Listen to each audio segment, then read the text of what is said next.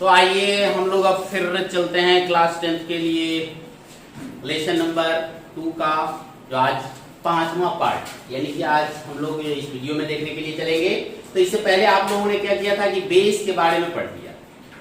अब pH scale को मैंने इस पिछले वाली वीडियो में आपको बताया था, तो आज उसी पीएच स्केल के कुछ पॉइंट्स को आपको हम बताएं। तो यहाँ जो कुछ पॉइंट्स है उसमें से आप देखेंगे जो आपके पास है, जो इंपॉर्टेंट टॉपिक्स में मैंने आपको दिया है वो है importance of pH in our life, यानी कि हमारे जीवन में पीएच स्केल, पीएच का क्या वैल्यूएशन है उसको हम लोग जानेंगे। फिर self defence by animals and plant through chemical warfare. तो यहाँ पर प्लांट्स और एनिमल्स ये दोनों जो बहुत छोटे छोटे होते हैं वो केमिकल युद्ध करते हैं, यानी कि रासायनिक युद्ध। अभी तो चाइना वाले कर रहे हैं बायोलॉजिकल युद्ध, लेकिन हम लोग जानेंगे इसके बारे में केमिकल युद्ध के बारे में, ठीक है। उसके बाद आपके पास एसिड, बेस और लास्ट टॉपिक है आपके पास सोल्ट। तो सोल्ट को भी हम लोग यहाँ स्टार्ट करेंगे। उसमें आप जानेंगे फैमिली ऑफ सोल्ट के बारे में, फिर classifications of salt according to pH scale, यानी कि पीएच वैल्यू के आधार पर भी सोल्ट को डिफाइंड किए जाते हैं, उसके बारे में जान लेंगे। फिर फॉर्मेशन ऑफ कॉमन सोल्ट। तो कॉमन सोल्ट तो सामान्यतः हम लोग जानते हैं कि समुद्र से निकाले जाते हैं, लेकिन लेबोरेटरी में अगर बनाना हो तो कैसे बनाएं उसके बारे में भी जान लेंगे। यूज ऑफ कॉमन सोल्ट, यानी कि हम लोग जो कॉमन सोल्ट अपने घर में यूज करते हैं उसके बहुत सारे उपयोग होते हैं, उसके बारे में जान लेंगे।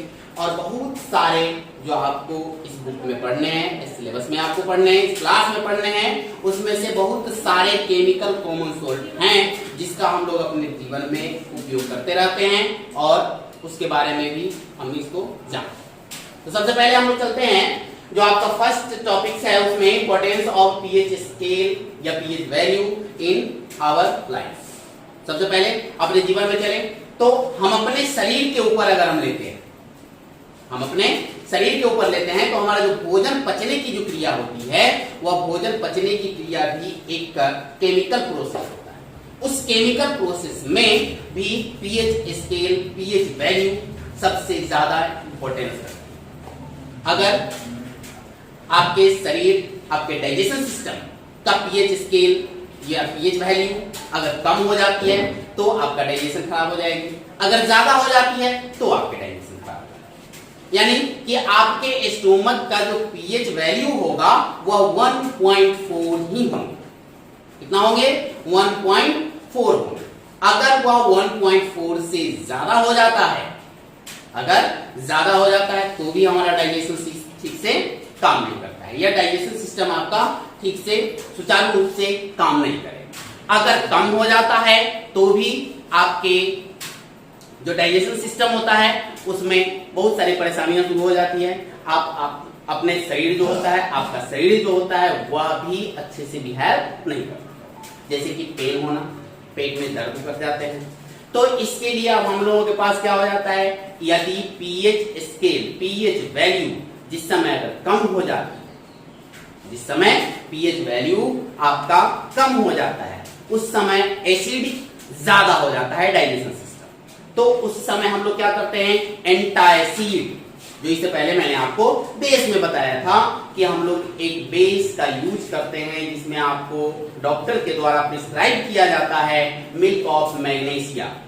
मिल्क ऑफ मैग्नीशिया जो एक कॉमन विक बेस होता है वह हमारे स्टोमक में जाता है और स्टोमक की जो पीएच स्केल होते हैं उस पीएच स्केल को सुचारू रूप से 1.4 तक ला करके छोड़ देती है, जिसके कारण आपका डाइजेशन सिस्टम ठीक हो जाता है। ठीक है, तो आगे फिर हम लोग देखते हैं कि हमारे जीवन में और क्या होता है।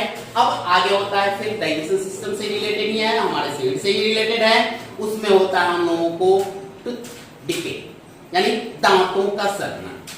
अब आपके जो मुंह का जो पीएच स्केल होता है वह पीएच स्केल 5.5 ही होनी चाहिए। अगर वह 5.5 से कम हो जाता है, यदि आपके मुंह का, आपके दांतों का पीएच वैल्यू जो होगा वह 5.5 से कम हो जाता है तो आपके दांत सड़ने लगते हैं, ठीक है। यहाँ पर क्या होता है, तो उसमें सबसे ज्यादा आपके दांत की जो हानि होती है, क्षति होने लगती है, आपके दांत टूटकर गिरने की स्थिति में आ जाती है। यानी पीएच वैल्यू अगर कम होती है तो दांत और मसूड़ों के बीच में उसका जो पकड़ होता है, होल्डिंग्स वह कमजोर पड़ जाते हैं, वीक पड़ जाते हैं और आपके दांत हिलने लगते हैं।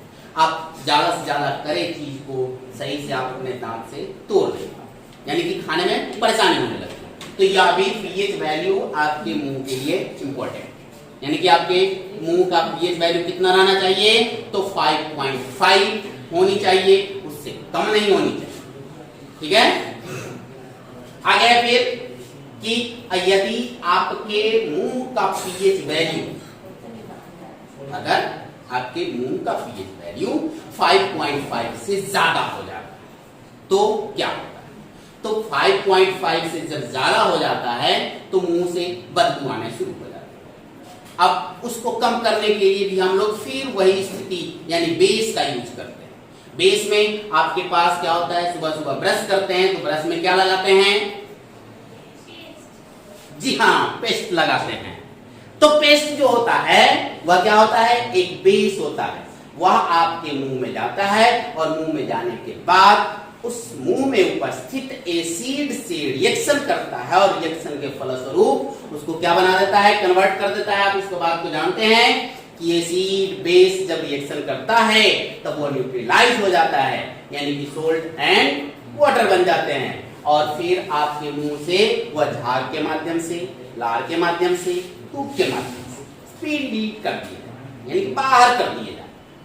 ठीक है, तो आप पेस्ट का यूज इसलिए करते हैं, अपने मुंह के पीएच स्केल को सुचारू ढंग से 5.5 बनाए रखने के लिए। ठीक है, अब आगे आपके पास आपने जान लिया पीएच वैल्यू आपके जीवन में। फिर उसके बाद है self defence by animals and plant through chemical warfare. अब इसमें क्या होता है कि बहुत सारे जानवर जो छोटे छोटे हैं, बहुत सारे पौधे जो बहुत छोटे होते हैं, यानी कि या तो सब्ज के रूप में होते हैं या हब्स के रूप में, तो उन सब में कुछ ऐसे केमिकल्स होते हैं जो अपने सुरक्षा के लिए, आत्मरक्षा के लिए वे लोग उस केमिकल्स का यूज करते हैं। ठीक है, यदि उनके निकट कोई दूसरा जानवर या कोई दूसरी चीज यदि उनको हानि पहुंचाने के लिए पहुंचती है तो उस समय वो अपने केमिकल का यूज करते हैं और वह अपने आप को आत्मरक्षा कर लेते हैं, यानी कि वह एक युद्ध की तरह उसको बिहेव करते हैं, एक वेपन्स की तरह उसका यूज करते हैं। किसको, तो केमिकल्स का। अब उसके बारे में हम लोग जानेंगे कि यह केमिकल्स के रूप में हम लोग कैसे इसको यूज करवाते हैं, उसको देख लेंगे। तो सबसे पहले हम लोग चलते हैं चींटी, लाल चींटी। उसके स्टिंग्स में फॉर्मिक एसिड होते हैं।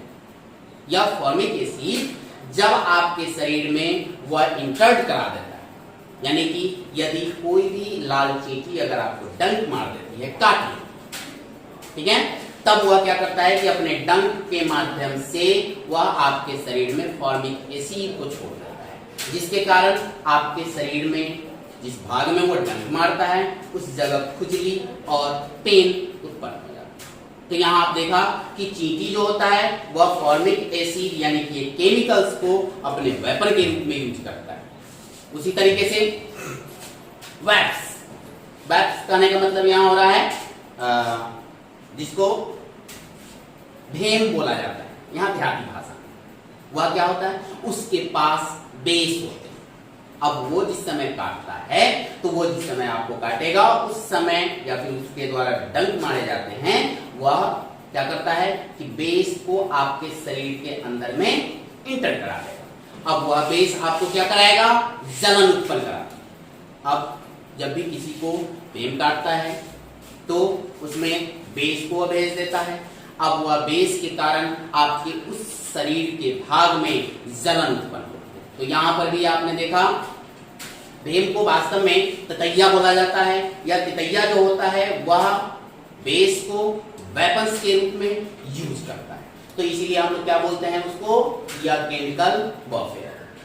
ठीक है, तो आगे अब हम लोग चलते हैं सोल्ट। अब सोल्ट क्या होता है उसको जानें।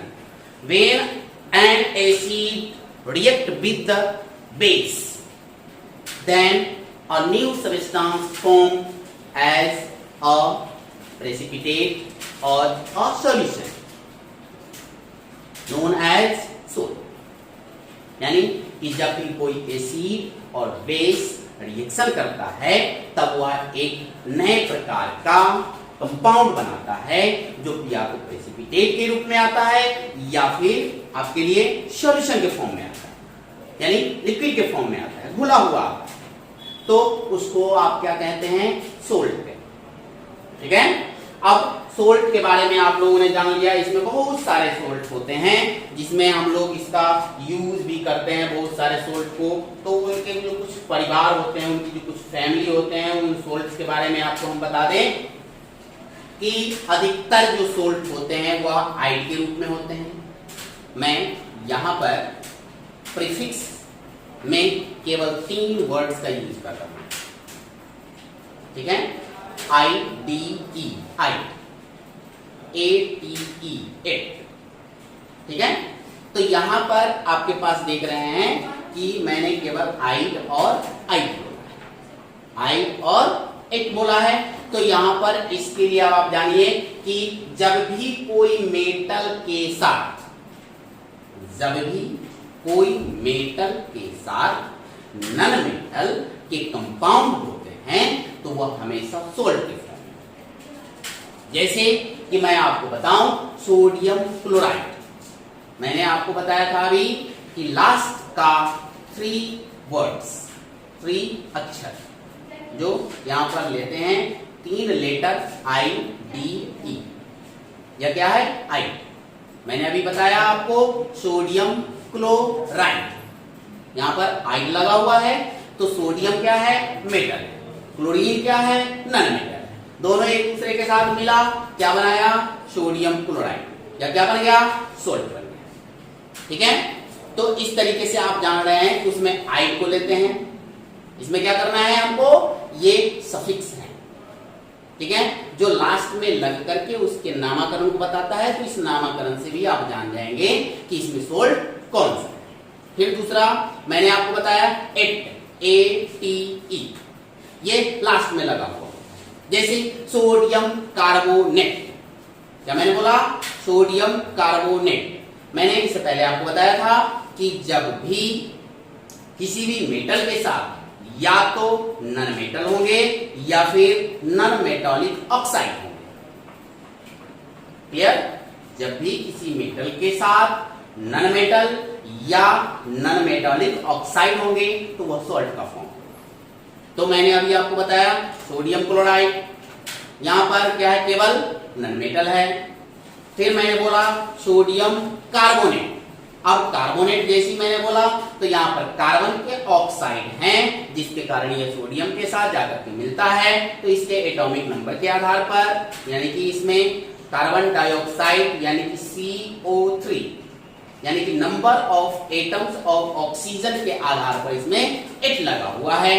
तो इस तरीके से हम लोग इसको क्या बोलेंगे, भी इसको भी बोलेंगे सोल्ट। तो बहुत सारे आपके पास सोल्ट इस फॉर्म में आते हैं। ठीक है। अब हम लोग यहां जो फैमिली ऑफ सोल्ट को देख रहे हैं, तो फैमिली ऑफ सोल्ट में अब हम लोग चलते हैं। तो फैमिली ऑफ सोल्ट को हम लोग यह बता सकते हैं कि फैमिली ऑफ सोल्ट में उसके पीएच स्केल, उसके पीएच स्केल के आधार पर भी हम इसको डिस्ट्रीब्यूट कर लेते हैं। लेकिन उससे पहले आप जानिए कि फैमिली ऑफ सोल्ट में आपके पास magnesium sulphate, zinc sulphate, sodium sulphate, calcium sulphate, magnesium sulphate, copper sulphate, sodium chloride, sodium nitrate, तो ये सब क्या है, सोल्ट के परिवार। मैंने अभी आपको बता दिया था आइड और एट के बारे में, इसीलिए मैंने आपको इतने सारे एग्जाम्पल दिए। अब हम लोग चलते हैं कहाँ, classifications of salt according to pH value या पीएच स्केल।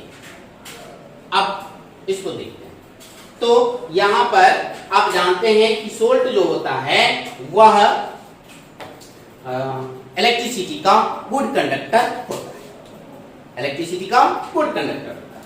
तो जिस समय पीएच वैल्यू यहां पर हम आपको बताएं 7 लेस 7 मोर 7, कहने का मतलब एक 7 जो न्यूट्रल सोल्ट होगा, अगर वह 7 से कम होता है, यहां पर पीएच वैल्यू के आधार पर इसको क्लासिफाइड किया जाता है, उसको हम बता रहे हैं कि जिस समय 7 से कम पीएच वैल्यू होंगे तो उस सोल्ट को हम लोग क्या बोलेंगे, एसिडिक, एसिडिक सोल्ट बोलते हैं, एसिडिक सोल्ट बोलेंगे। यदि 7 से ज्यादा वैल्यू होता है पीएच, तब आप उसको क्या बोलेंगे, बेसिक या बेसिस, बेसिस सोल्ट बोलेंगे। क्लियर? अब यहां पर एसिडिक और बेसिस कैसे बनते हैं उसको जानें। मैंने आपको बताया जब पीएच वैल्यू 7 होंगे किसी भी सोल्ट के, तब वह सोल्ट न्यूट्रल होंगे। यदि किसी का पीएच वैल्यू 7 से कम होता है, 0 तक में, 7 से 0 तक में किसी भी सोल्ट का पीएच वैल्यू होगा तो वह सोल्ट एसिडिक होगा। अगर किसी सोल्ट का पीएच वैल्यू 7 और 14 के बीच में होता है, तब हम उसको बेसिस सोल्ट, ठीक है। तो यहां पर अब आपके पास आता है स्ट्रॉन्ग एसिडिक सोल्ट और वीक एसिडिक सोल्ट। तो मिनरल एसिड से जितने भी सोल्ट बनेंगे वो सब के सब स्ट्रॉन्ग एसिडिक सोल्ट हैं। मिनरल एसिड में मैंने आपको नाम बताया था, जिसमें 3 एसिड आते हैं, H2SO4 sulphuric acid, HCl hydrochloric acid, HNO3 nitric acid. तो इन तीनों एसिड से जो भी सोल्ट बनेंगे वह क्या होंगे, एसिडिक सोल्ट, और वह भी स्ट्रॉन्ग एसिडिक सोल्ट। बाकी जो भी यानी ऑर्गेनिक एसिड से बनने वाले, ऑर्गेनिक एसिड से बनने वाले जो भी सोल्ट होंगे वे सब वीक सोल्ट कहलाएंगे, यानी कि वीक एसिडिक सोल्ट। क्लियर? अब फिर उसी तरीके से बेस के जो सोल्ट होते हैं उसमें भी आपके पास 2 टाइप्स के सोल्ट होते हैं, स्ट्रॉन्ग बेसिस सोल्ट और वीक बेसिस सोल्ट। ठीक है? तो यहां पर स्ट्रॉन्ग, अगर आप देखेंगे कि स्ट्रॉन्ग सोल्ट कैसे बन जाते हैं, तो स्ट्रॉन्ग सोल्ट के लिए भी यहां भी वही स्थिति होती है कि जब कोई स्ट्रॉन्ग बेस किसी वीक एसिड के साथ रिएक्शन करे, जब कोई स्ट्रॉन्ग बेस वीक एसिड के साथ रिएक्शन करेगा, उस समय बनने वाला जो सोल्ट होगा वह क्या होगा, स्ट्रॉन्ग बेसिस सोल्ट। सिमिलरली उसी तरीके से जब कोई वीक बेस स्ट्रॉन्ग एसिड के साथ रिएक्शन करता है तो वहां पर जो सोल्ट बनते हैं वह किस प्रकार का सोल्ट होगा, तो वह एसिडिक स्ट्रॉन्ग सोल्ट। बस केवल 2 टॉपिक को ही याद रखेंगे कि जब कोई स्ट्रॉन्ग बेस नॉर्मल या ऑर्गेनिक एसिड से रिएक्शन करेगा वह क्या होगा, स्ट्रॉन्ग बेस सोल्ट होंगे। अगर कोई कम यानी कि वीक बेस स्ट्रॉन्ग एसिड से रिएक्शन करता है तो वहां पर क्या हो जाएगा, एसिडिक सोल्ट होंगे, यानी कि स्ट्रॉन्ग एसिडिक सोल्ट। क्लियर? अब यहाँ तक आपका जो classification of according to pH value था वो आपका खत्म हो गया है। तो यहाँ तक आप समझ गए होंगे। आगे है formation of chemical salt. Formation of chemical salt. तो कॉमन सॉल्ट को हम लोग देखते हैं कि इसका फॉर्मेशन कैसे करते हैं लेबोरेटरी में, यानी कि साइंस लैब में अगर हम चलते हैं तो वहां पर हमको क्या चाहिए, सोडियम हाइड्रोक्साइड एक बेस, दूसरा HCl यानी हाइड्रोक्लोरिक एसिड। अब इस दोनों को जैसे ही हम एक साथ एक टेस्ट ट्यूब में डालेंगे रिएक्शन शुरू हो जाएगी। अब जैसे ही रिएक्शन शुरू हो जाएगी तो आप देखेंगे यहाँ पर कि NaCl यानी कि कॉमन सोल्ट और H2O यानी कि कॉमन सोल्ट जो होगा वह ब्राइन कहने का मतलब सोल्ट सॉल्यूशन के फॉर्म में आपके पास इस टेस्ट ट्यूब में आ जाएगी। अब हमें क्या करना होगा इसको कि जब आप इसको इवेपोरेट करा दें, यानी कि अब हमें कहां जाना होगा, नेचुरली जैसे हम लोग कॉमन सोल्ट को प्राप्त करते हैं उस तरीके से इसको भी हमें इवेपोरेट कराना होगा और फिर हमारे पास क्रिस्टल्स ऑफ सोल्ट्स प्राप्त होंगे। ठीक है, तो यहां पर आपने देखा कि लेबोरेटरी में आपने कॉमन सोल्ट को कैसे बनाना। तो जैसे इसको हम डिटेल्स कर देते हैं कि Na क्या है, मेटल, Cl क्या है, नॉन मेटल। अब यहां आप देख रहे हैं कि metal and non metal consist with each other with ions, then they form a new substance is in the form of common salt, right? अब आगे चलते हैं नेचुरल कॉमन सोल्ट। अब नेचुरल कॉमन सोल्ट जो होता है वो हमें नेचर से प्राप्त होती है। अब वह नेचर से कैसे प्राप्त होती है, तो समुद्र के जल से हमें कॉमन सोल्ट प्राप्त होता है। इसके लिए हमें क्या करना होता है कि समुद्र के किनारे बहुत बड़े बड़े टब की तरह गड्ढे बनाए जाते हैं। उस गड्ढे में समुद्र के पानी को जमा किया जाता है और सूरज की रोशनी और गर्मी के कारण उसका जो वाटर होता है वह इवेपोरेट कर जाता है और जमीन में हमारे पास उस गड्ढे में क्रिस्टल ऑफ सोल्ट्स प्राप्त होते हैं। तो इस तरीके से नेचर में हमारे पास सोल्ट प्राप्त होते हैं। कहां से, सी यानी ओशन से हम प्राप्त कर सकते हैं कॉमन सोल्ट। अब कॉमन सोल्ट का हमारे पास जो अगली टॉपिक है वो आपके पास है यूज ऑफ कॉमन सोल्ट। तो यूज ऑफ कॉमन सोल्ट में हम लोग सबसे पहले जान रहे हैं कि हमारे घरों में जितनी भी खाने की सामग्री लगभग बनती है, यदि उसमें नमक नहीं दी जाए तो बिना नमक के अगर आपको खाने के लिए 2-3 दिन केवल चीनी से अगर कहा जाए खाने के लिए, तो पता चलेगा कि आपके जो मन है, आपकी जो जीवा है, वो अब सोल्ट खोजना प्रारंभ। यानी कि जब तक आपके पास कोई नमकीन चीज नहीं है, आप मीठा ज्यादा खाना पसंद नहीं करते। इसीलिए आप अपने घरों में, हम सबके घरों में सबसे ज्यादा कॉमन सोल्ट का यूज विभिन्न प्रकार के डिशेस में किए जाते हैं। ठीक है, तो यहाँ पर आपने इसका कॉमन यूज एक जान लिया। दूसरा, अब केमिकली तौर पर, इंडस्ट्रियल तौर पर जो किए जाते हैं उसको आप जान कि साबुन बनाने के लिए, यानी कि different kinds of the shop जो होते हैं उसको बनाने के लिए सॉप जो फैक्ट्रीज होती है उसमें इसका यूज किया जाता है। ठीक है, यानी कि साबुन बनाने में सबसे ज्यादा इसका यूज किया जाता है।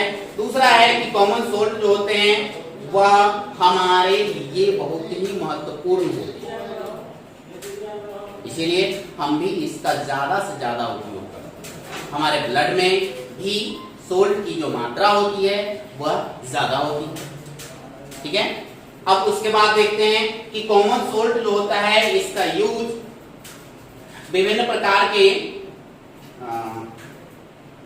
स्टोमक में जो स्थितियां होती है, आपकी मांसपेशियों का जो रिलैक्सेशन एंड कंट्रैक्शंस होते हैं, वो सब भी सोल्ट के कारण होते हैं। यानी कि आपकी जो मांसपेशियां हैं वह मांसपेशी कब एक्टिव रहेगी, जब उसको उचित मात्रा में सोल्ट मिलेगा।